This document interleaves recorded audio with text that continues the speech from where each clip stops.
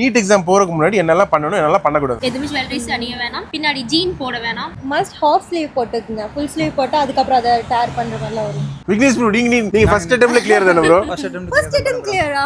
எவ்வளவு கஷ்டப்பட்டீங்க? கொஞ்சம் கஷ்டப்பட்டு படிச்சேன், பட் ஃபர்ஸ்ட் அட்டெம்ப்ட்ல எனக்கு கிளியர் பண்ணிட்டேன் ப்ரோ. சோ நிறைய பேர் நீட் எக்ஸாம் எழுதுறாங்க, அவங்களுக்குலாம் நீங்க என்ன சொல்ல விரும்புறீங்க? இது வரைக்கும் என்ன படிச்சீங்களோ தைரியமா போய் எக்ஸாம் எழுதுங்க. Pass or fail, like fail ஆனாலும் இன்னொரு அட்டெம்ப்ட் உட்காந்து டாக்டர் ஆகணும் கனவோட உட்காந்து படிங்க. கண்டிப்பா நம்ம ஒரு நாள் வாழ்க்கையில டாக்டர் ஆயிடுவோம். இப்போ நிறைய பேர் வந்து நீட் எக்ஸாம்ல ஃபெயில் ஆனனால சூசைட்லாம் பண்ணிக்கிறாங்க, அதெல்லாம் நீங்க எப்படி பாக்குறீங்க? ஒருத்தருக்கு சூசைட் எல்லாம் பண்ணக்கூடாது. நம்ம லைஃப் லாங் வந்து டைம் நிறைய இருக்கு. ஸோ நெக்ஸ்ட் இயர் நம்ம ட்ரை பண்ணலாம், நெக்ஸ்ட் இயர் மார்க் எடுக்கலாம், இல்லை அதுக்கு அடுத்தது கூட நம்ம மார்க் எடுக்கலாம். பட் விடாமுயற்சியாக இருந்தாலும் நம்ம கண்டிப்பாக இந்தியாவிலே சீட் எடுக்கலாம். ஸோ எங்கேயும் இந்தியாவில் கிடைக்கல, ரொம்ப ட்ரை பண்ணி கிடைக்கலன்னா செகண்ட் சாய்ஸாக வந்து அப்ராட் வரலாம். அப்ராட் இருந்தாலும் நிறைய சாய்ஸ் இருக்கு. அண்ட் நம்ம காலேஜ் எடுக்கிற காலேஜ் வந்து நல்ல காலேஜாக எடுக்கணும். இங்கே அப்ராட் பொறுத்த வரைக்கும் டு பி ஃப்ராங்க் ஒரு 90% ஆஃப் யூனிவர்சிட்டி வந்து எதுவுமே இருக்காது. அண்ட் கிளினிக்கல் எக்ஸ்போசஸ் எதுவுமே இருக்காது.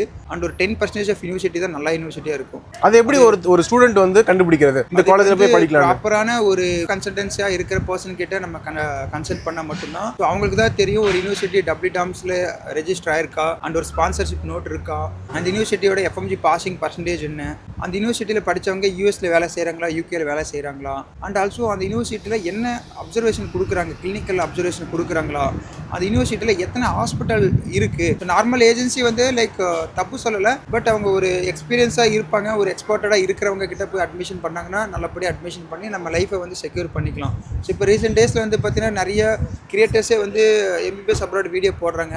லைக் அவங்களுக்கு பேசிக்காக வந்து ஒரு WDOMSங்கிற வெப்சைட் என்னென்னு தெரியாது, ஸ்பான்சர்ஷிப் நோட் இல்லாத யூனிவர்சிட்டிக்கு எல்லாமே வந்து ப்ரொமோட் பண்ணுறாங்க. லைக் அந்த மாதிரி இருக்கும்போது ஒரு பையனோட வாழ்க்கையை தான் வந்து ஸ்பாயில் பண்ணுறாங்க.